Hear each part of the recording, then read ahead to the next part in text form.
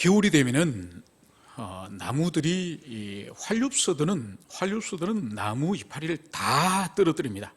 소나무나 전나무나 이런 편백나무나 첩백나무 이런 상록수들은 잎을 그대로 가지고 있지만은 넓은 잎사귀의 활엽수들은 단풍과 함께 다 땅에 잎사귀를 떨어뜨리는 거죠. 그래서 앙상한 나무 가지만 찬바람을 맞으면서 그렇게 겨울을 지납니다. 그렇게 잎사귀가 다 사라진 앙상한 가지만 남은 이 나무를 나목이라고 불러요. 나목. 그죠? 그러니까 우리가 다 벗은 몸을 나체라고 부르듯이 다 잎사귀를 떨군 나무를 나목이라고 부르는 거죠. 그런데 이 나목과 아주 닮은, 숲속에 아주 닮은 나무가 있습니다. 간혹. 그 나무가 뭔고 하니까 고목이요, 고목. 고목은 말라 죽은 나무예요. 그래서 이 겨울철에 숲속에 들어가면은 잎사귀가 다 떨어졌기 때문에 이것이 나목인지 고목인지 분간이 안 가요. 여러분, 그러면은 언제 이것이 나목인지 고목인지 언제 분별이 될까요? 겨울이 다 지나고 이제 만물이 생동할 때에 이제 나무에도 이제 삭을 틔우고 이제 꽃을 피우지 않습니까? 봄이 되보면 이것이 말라 죽은 나무인지 겨울에 잎사귀를 떨었다가 새싹을 피우는 나무인지 봄이 되보면 안다는 거죠. 이것은 뭘 보여주는 거 하니까 생명을 가진 그런 생명체는 심지어 풀이거나 나무라 할지라도 변화가 있다는 거예요. 그래서 마치 죽은 것과 똑같은 그런 나목의 형태로 존재하다가 봄이 되어서는 다시 꽃과 잎사귀를 활짝 피우는 생명이 역동하는 그런 모습을 가진다는 거죠. 그래서 반드시 생명을 가진 존재는 변화를 합니다. 변화를. 여러분, 그렇지만은 우리 요 로비 앞에 나가면은 그 유리 창가에 보면은 화분 2개 있지 않습니까? 그죠? 꽃처럼 피어 있죠, 그죠? 그런데 겨울에도 피어 있고 봄에도 똑같이 피어 있고 가을에도 피어 있고 저런 거를 뭐라 부르죠? 조화라고 부르면 조화. 변화가 없어요. 꽃처럼 보이는데, 피운 것처럼 보이는데 말라서 죽고 시들어지고 사라지는 이런 것이 없는 거죠. 여러분, 하나님이 지으신 피조물 가운데에서 나무나 풀도 이럴진데 우리 인생들도 우리의 영적 세계도 마찬가지예요.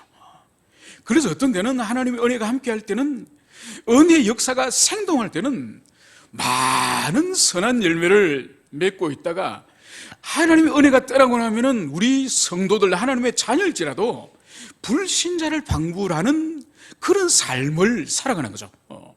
여러분, 오늘 우리가 또 함께 읽고 나누었던 이 주인공, 이 아브라함을 보십시오. 여러분, 오늘 우리가 21장을 우리가 오늘 함께 나누지만은 20장에 가보면은 우리가 지난 수요일 날 나누었던 아브라함의 모습은 어땠습니까? 바로 그랄 땅 이 아비멜렉 앞에서, 왕 아비멜렉 앞에서 그 땅의 사람들의 난폭함과 사나움이 두려워서 자기 아내를 누이라고 속이면서 그렇게 불신앙의 모습에 떨어지지 않았습니까? 여러분, 오늘날도 예수 안 믿는 사람이 동네 건달이 무서워서 자기 부인을 만약 여동생이라고 그렇게 속이는 사람이 있다고 한다면 오늘날도 불신자들이 만약 그런다 할지라도 사람들이 웃지 않겠습니까? 그죠? 그런데 믿음의 조상이라고 불렸던 이 아브라함이 창세기 20장에서 아내를 또 누이라고 속인 거죠. 창세기 12장에서 그렇게 애굽에서 그 불신앙 일을 하다가 25년의 세월이 지나고 나서 또 다시 불신앙의 모습으로 또 떨어진 모습이 창세기 20장에 드러납니다.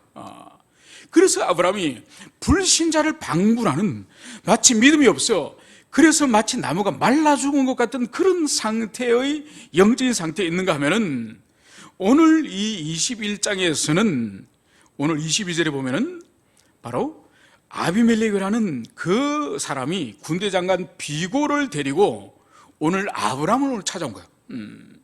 그러니까 과거 한때에 아브라함을 책망하고 너가 어떻게 나에게, 우리 집안에, 우리나라에 큰 죄를 짓게 하려고 하느냐, 이렇게 아브라함을 혼을 내고 책망을 했던 이 오늘 아비멜렉이 오히려 오늘 아브라함을 찾아온 것을 볼 수 있습니다. 찾아와서 오늘 아브라함에게 무슨 말을 하였느냐, 오늘 22절에서는 이 아비멜렉이 아브라함에게 이런 말을 한 것이죠. 내가 무슨 일을 하든지 하나님이 너와 함께 계시도다. 너가 무슨 일을 하든지 간에 하나님께서 너와 함께 하심을 내가 보았다. 이 말씀을 여기서 하는 거예요. 여러분, 여기서 우리가 많은 교훈을 우리가 여기서 발견할 수 있습니다. 첫 번째 우리가 발견할 수 있는 것은 바로 뭔가 하니까, 너가 무슨 일을 하든지 간에 하나님이 너와 함께 하심을 내가 보았다.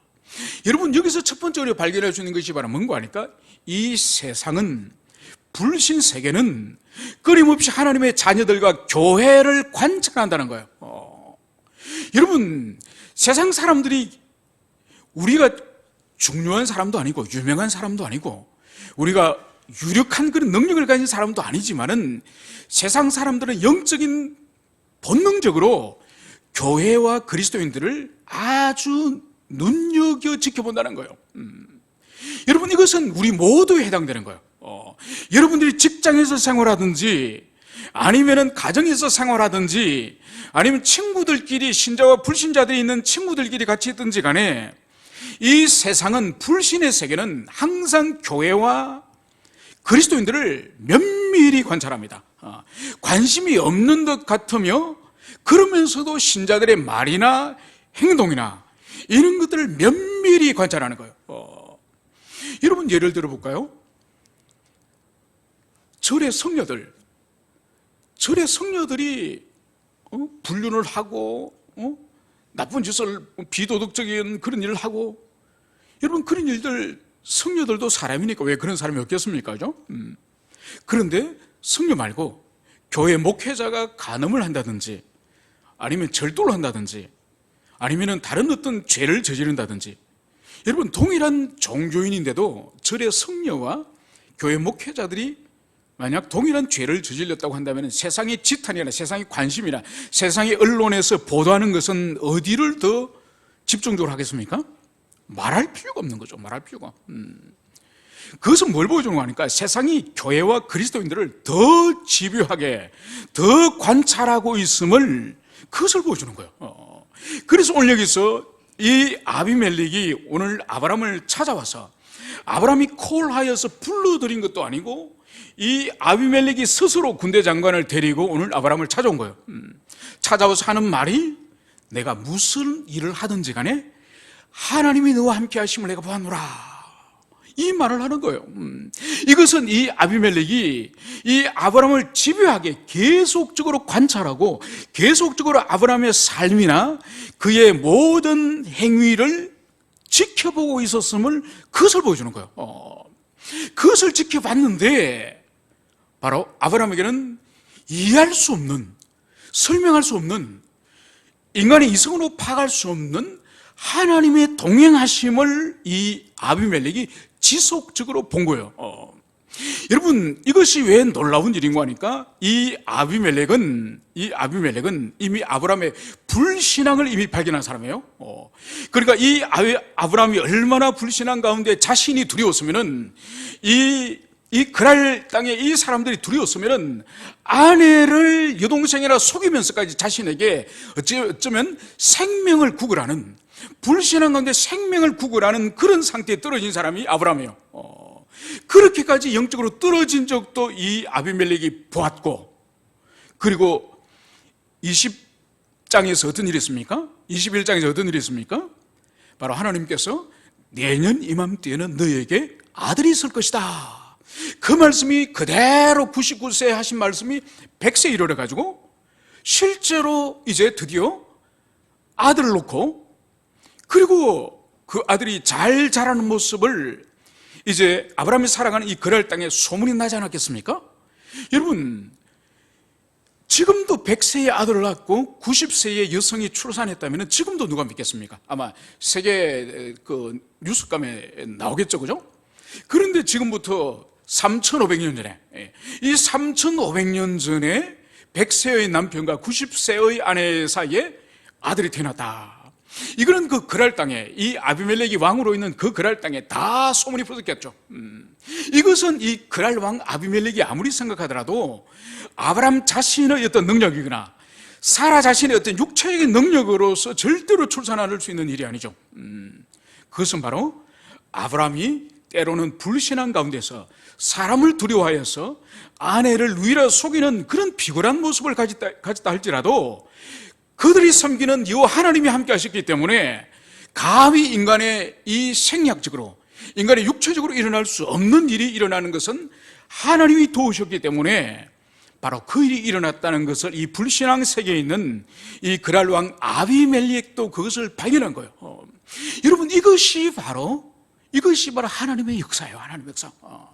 여러분, 하나님의 역사는 아브라함이 완벽한 믿음으로 소유하거나 아브라함이 성화의 절정을 다루거나 아브라함이 완전한 인격 가운데 있을 때 하나님 역사하시는 것이 아니라는 거예요. 때로는 불신앙의 사람들 앞에서 비굴하게 생명을 구걸하는 그런 모습을 가지고 있을 때라도 하나님이 다듬어 가시고 그에게 은혜를 주시고 그에게 복을 주시고 그에게 약속하신 말씀을 이루어 가시는 그 하나님이라는 것을 이 아비멜렉도 그것을 경험한 거예요. 여러분, 이것이 우리에게도 지금 여전히 하나님이 주신 은혜예요. 여러분, 때로 우리도 아브라함처럼 믿음이 떨어질 때가 있지 않습니까? 그죠? 여러분 자신들도 하나님의 은혜 가운데서 믿음이 충만할 때가 있는가 하면은 때로는 우리 자신의 삶의 환경을 보거나 내 자신의 능력을 보거나 그런 것을 보면은 아무런 소망이 없고 그냥 자포자기 해버리고 싶고 그만둬버리고 싶고 그렇게 인생을 내팽개쳐버리고 싶은 그런 절망의 그런 마음도 우리들에게 오지 않습니까? 그죠? 그럼에도 불구하고 저절로 우리가 절대로 회복이 됩니까? 절대로 저절로 회복이 안 됩니다. 다시 하나님께서 오셔서 말씀과 성령의 역사를 통해서 우리를 회복시켜 주셔서 우리를 다시 믿음의 사람으로 만드시는 것처럼 이 아브라함에게도 하나님이 찾아오셔서 그 비굴하게 생명을 구걸하였던 이 아브라함에게도 하나님의 역사를 통해서 불신자들이 볼 때도 저 아브라함에게는 하나님이 도우시고 하나님이 함께 계신다, 이것을 불신의 세계에서도 경험할 수 있는 거예요. 여러분, 우리에게도 필요하고 오고는 모든 우리의 후손들에게도 필요한 것이 바로 이거예요. 그러니까 우리가 뭐 잘났어가 아니라 우리가 무슨 소유를 가졌어가 아니라 다른 사람보다 탁월해서가 아니라 평범한 우리임에도 불구하고 우리 배후에 역사하시고 우리 배후에 하나님이 동행하신다는 그것을 세상 사람들이 발견해야 되는 거예요. 여러분, 그렇기 때문에 우리가 추구하는 것은, 우리 그리스도인들이 추구하는 것은, 우리 교회가 추구하는 것은 뭔가 하니까 우리 개인이 탁월해지는 것은 그것은 신앙의 세계가 아니에요. 우리 개인은 평범하고 보잘것 없음에도 불구하고 우리 배후에 하나님이 분명히 계신다고 하는 그것을 세상이 아는 거예요. 우리 개인이 탁월해지고 우리 개인이 뛰어나게 되면은 그건 위험해요. 왜냐하면 우리가 교만해지기 쉬운 거예요. 그러면 하나님 의지하지 않고 내가 원래 똑똑하고 잘났고 내가 원래 어떤 능력이 있는 사람인 것처럼 그렇게 영혼이 망할 수가 있는 거예요. 그런데 우리 자신이 특별한 존재가 아님에도 불구하고 하나님이 늘 우리 배후에서 도우시고 함께 하시고 역사하신다는 그것을 경험해야 되는 거예요. 여러분, 저희 어릴 때에 저희 동네에 예수 믿는 집안이 딱 한 집안이 있었어요. 한 마을이 한 100호에서 한 150호, 그러니까 한 400명, 한 500명 정도 사는 적지 않은 마을이지 않습니까? 한 500명 정도 되면은 그 마을 안에서 예수 믿는 집이 딱 한 집이에요, 딱 한 집. 그런데 제가 그 동네를 그러니까 이제 중학교 졸업하고 나왔죠. 나올 때까지 사실은 저희 고향 동네에 교회가 세워진 것이 1907년도에 세워졌으니까, 평양 부흥했던 그에 세워졌으니까, 그러니까 한 70년, 한 80년 정도 동안 한 명도, 한 가정도 늘어나지 않았어요. 80년 동안 한 가정이 그대로, 한 가정은 그 상태였어요. 그런데 복음을 전해서 전도가 되어서 마을에 사람은 늘어나지 않는데 누구나 인정하는 한 가지는 분명히 있었습니다. 한 가지는 분명히 있는 거예요. 뭔가 하니까 희한한 거예요. 그러니까 그 집안이 그러니까 저희 친척 할아버지 댁이에요.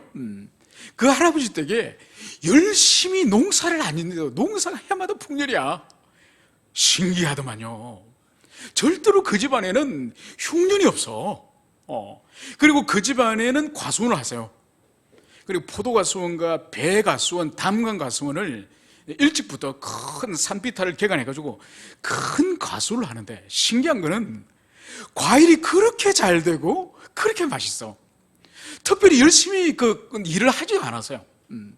그러니까 대부분 농촌에 6월달이나 10월달 되면은 모내기 얼마나 바빠요, 그죠? 그리고 10월달 되면 추수에 얼마나 바빠요.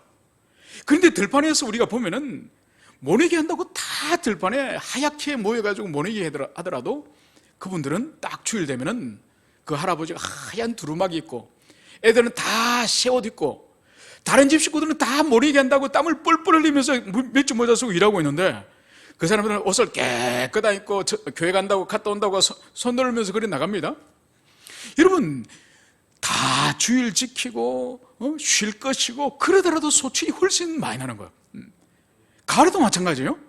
추수할 때 다른 사람들은 토요일 주일도 없이 그렇게 밤에도 일하고 그러지 않습니까?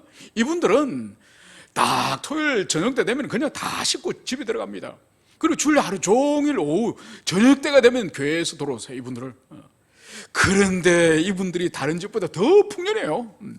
그러니까 예수 안 믿는 사람들도 다른 거는 다 모르겠는데, 영혼이 있는지 천사가 있는지 하나님이 있는지 그건 모르겠는데, 신기한 거는 더 열심히 안 하는데도 잘 되는 거야. 여러분, 농사만 그런 게 아니에요. 그러니까 신기한 거는 자녀들도 마찬가지예요. 자녀들도. 그러니까 그 댁에 제 친구가 있거든요. 제 친구가 있습니다. 그러니까 이 친구도 저보다 공부를 못해요. 저보다 공부를 훨씬 못하죠. 그런데 나중에 보면은 훨씬 공부를 잘하죠. 대학도 좋은 대학을 가고 또 미국 유학까지 가고 박사학위까지 받아와서 지금 국가기관에 CEO입니다. 그러니까 신기한 거는 농사일도 그렇고 자녀 양육도 이렇고 사람의 노력 외에 하나님의 복주심, 하나님의 도우심이 그 동네 사람 누구나 보더라도 인정하는 거예요.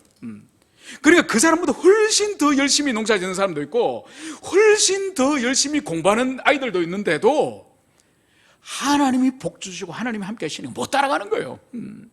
여러분, 오늘 이 아비멜렉과 이 비골이 그걸 발견한 거예요. 그러니까 아브라함이 겁도 많고 용기도 없고, 그래서 자기 아내를 누이라고 속이면서까지 그렇게 비굴했던 사람인데, 희한하게 그 아비멜렉 그랄 땅에서 살도록 그랄 왕이 허락했지 않습니까? 그런데 가만히 보니까 계속 재산이 늘어나고 계속 세력이 늘어나는 걸 본 거예요. 그래서 오늘 이 아비멜렉이 가만히 둘서는 안 되겠다. 반드시 저 아브라함이 더 강력한 세력을 가질 텐데 빨리 찾아가서 평화협정을 빨리 맺어야 되겠다. 그래서 오늘 찾아온 거예요. 여러분, 이것이 뭔가 우리가 하나님의 복주시며, 그래서 우리 인생에서 반드시 필요한 것은 우리도 열심히 해야 됩니다. 정직해야 됩니다. 최선을 다해야 됩니다. 여러분, 거기서 끝나면은 우리는 인생에 우리 자신이 수고한 대로만 먹는 거예요. 하나님의 백성은 우리 수고한 데다 하나님이 플러스 알파가 언약의 백성, 하나님의 백성이 복이에요. 우리 모두에게 그런 복이 있기를 축원합니다. 올 한 해 2020년도는 그런 복이 여러분들이 있기를 소원합니다. 바로 이것을 오늘 이 아비멜렉이 오늘 보았기 때문에 오늘 23절에서 오늘 이렇게 고백합니다. 그런즉 너는 나와 내 아들과 내 손자에게 거짓되이 행하지 아니하기를 이제 여기서 하나님을 가르쳐 내게 맹세하라. 내가 내게 후대한 대로 너도 나와 내게 머무는 이 땅에서 행할 것이라. 바로 뭔가 하니까 나날이 이 아브라함의 이 집안이, 이 가문이 더 왕성해져가니 이제 무시할 수 없는 그런 세력이 되니 오늘 이 아비멜렉이 이제는 평화협정을 맺고, 그러니까 이 그랄 땅에 이 그랄 왕 아비멜렉이 아브라함을 살게 허락을 해주지 않습니까? 그러니까 내가 너를 선대한 것처럼, 내가 너를 배려해 준 것처럼 너도 이제는 나에게 거짓을 행하지 말라. 그리고 내 아들에게도 거짓을 행하지 말라. 그리고 내 손자에게도 거짓을 행하지 말라. 여러분, 거짓을 행하지 말라고 하는 여기는 아픈 과거가 있지 않습니까? 자기 아내를 누이라고 속였던, 거짓말을 하였던 이 과거의 아브라함의 거짓말이 있었죠. 그걸 지금 오늘 여기서 아비멜렉이 다시 지적하는 거예요. 예전처럼 거짓말하지 말고 이제 이 땅에서 정직하고 진실하게 나와 내 자녀들과 내 손주들에게도 이제 신뢰를 가지고 그렇게 함께 살아가자. 이것을 오늘 이 아비멜렉이 오늘 그것을 말하는 거예요. 그러면서 이제 24절에 아브라함이 이제 내가 맹세하리라. 이제 이 아브라함이 이 아비멜렉과 함께 언약을 체결하는 거예요. 서로 신의를 지키고 서로 평화를 지키고 서로 한 그 땅 안에서 화목하게 지나기를 그걸 이제 언약을 합니다. 그러면서 이 언약을 구체적으로 오늘 27절에 보면은 아브라함이 양과 소를 가져다가 이 아비멜렉에게 이제 주고 언약을 체결하는 거예요. 여기서 끝나는 것이 아니라 8절에 보면은 이제 아브라함이 7 암양 새끼 7마리를 이제 이 아비멜렉에게 줍니다. 그렇게 하니까 이 아비멜렉이 이 7 암양 새끼를 따로 놓으면 어쩌느냐. 그러니까 소와 양을 가지고 언약을 체결했는데 이 7 암양을 또 새끼를 따로 주니까 아니 이것은 무엇입니까? 이렇게 물은 것이죠. 그래서 오늘 30절에 보면 아브라함이 이르되 너는 내 손에서 이 암양 새끼 7을 받아 내가 이 우물판 증거를 삼으라 하고 두 사람이 거기서 서로 맹세하였으므로 그것을 브엘세바라 이름하였더라. 여러분 이것이 바로 뭔가 하니까 오늘 아브라함이 이 아비멜렉에게 과거에 자신이 우물 판 것을 그 오아시스를 팠는데 그것을 이 아비멜렉의 부하들이 와서 뺏어간 거예요. 여러분 우리나라도 사실 우리나라 같은 나라는 이 지하의 수맥이 아주 풍부한 나라예요. 그래서 웬간한 곳에 관정을 뚫으면은 우리나라는 물이 다 솟아납니다. 그래서 과거에 우리나라에 보면은 저희 시골에도 공동 우물이 윗동네에 우물이 큰 우물이 하나 있었고 아랫동네 우물이 또 하나 있습니다. 그래서 대부분 가정에는 우물을 다 이용해요. 그런데 집안이 좀 잘 사는 좀 부유한 사람들은 집에 자기의 관정을 파요. 자기 우물을 개인 우물을 따로 두는 거죠. 그래서 동네 우물을 사용하지 않고 자기 집 마당에 있는 우물을 그렇게 길러다 먹는 거죠. 그러니까 우리 문화권에서는 우리 이 풍토에서는 우물을 파는 것이 어렵지 않지만은 이 아브라함의 세계 이 세계에는 우물을 구하는 것이 얼마나 어려운지 몰라요.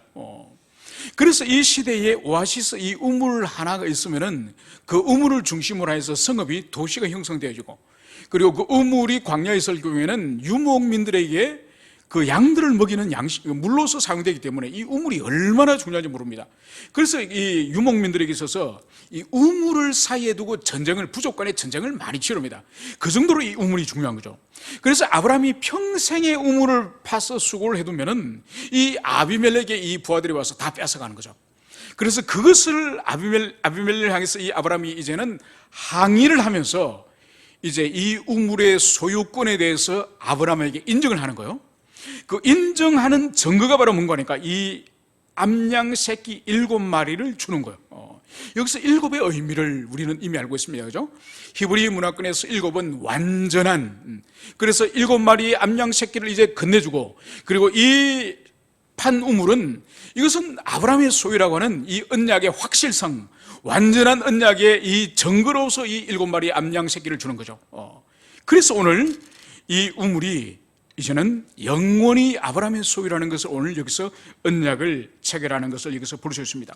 그래서 이 우물의 이름을 브엘세바, 바로 맹세의 우물, 이런 의미로 이 브엘세바가 사용되는 것을 볼 수 있습니다. 그래서 이 우물이 드디어 아브라함의 소유로서 이제 확정지어지는 것을 여기서 볼 수가 있습니다. 그러면서 이제 그들이 브엘세바 이 언약을 세우고 나서 이제 아브라함을 떠나가는 이야기가 여기서 나와 있습니다. 그러면서 오늘 마지막 33절과 34절에 보면은 이 오아시스, 이 우물, 이 브엘세바 이 우물 곁에 이 아브라함이 무엇을 하였느냐, 오늘 두 가지를 오늘 여기서 합니다. 바로 뭔가 하니까 첫 번째로는 에셀 나무를 이 오아시스 우물 곁에 심는 거예요. 여러분 다른 나무가 아니라 이 에셀 나무를 심었다는 것을 여기서 우리가 주목을 해볼 필요가 있습니다. 에셀 나무는 이 말의 이름, 이 에셀이라는 이 나무 이름 자체는 뭔가 하니까 작은 숲이라는 뜻이에요. 작은 숲. 그러니까 광야에서 볼 때 아주 이 귀하고 아주 드문 나무예요. 그러니까 이 나무가 키가 상당히 크고 잎사귀가 아주 풍부한 나무예요. 그래서 실제로 작은 숲처럼 잎사귀가 많아서 지나가는 나그네에게 이 그늘을 가릴 정도로 아주 왕성한 생명을 가지고 있고, 나무 재질이 아주 딱딱하고 단단해서 아주 귀한 나무예요. 그래서 이 나무를 오늘 여기서 아브라함이 심습니다. 그러고 나서 이제 이 아브라함이 두 번째 하는 일이 영원하신 여호와 이름을 불렀으며, 여러분, 아브라함이 가는 곳마다 제단을 쌓고 여호와 이름을 불렀다는 이 의미가 뭔가요?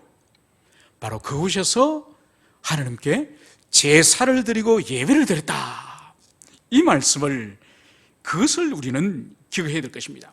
그래서 이 브엘세바, 이 맹세의 우물에서 바로 에셀 나무를 심고 그 곁에서 하나님께 예배를 드렸다. 여러분, 우리에게도 이런 삶이 필요한 것입니다. 때로는 이 그랄 땅이 정말 불신앙 가운데서 수치를 당한 그런 땅이지 않습니까? 그런 땅이지만은 하나님이 도우시고 하나님이 복주시고 하나님의 은총을 입으니 이제는 세상 사람이 찾아와서 언약을 체결하자, 세상 사람이 찾아와서 우리를 두려워하는 그런 복된 삶, 이 아브라함의 삶처럼, 이 에셀 나무 아래에서 브엘세바의 맹약처럼 이런 것이 우리에게 필요한 것이요. 바로 그 자리에서 아브라함이 제사를 드리고 하나님의 이름을 부렸던 것처럼 우리를 높여주시고 우리를 세워주시고 우리와 동행해 주신 그 자리는 반드시 우리가 예배드리고 반드시 하나님 이름을 부르는 그런 언약의 자리가 될 것을 축원합니다.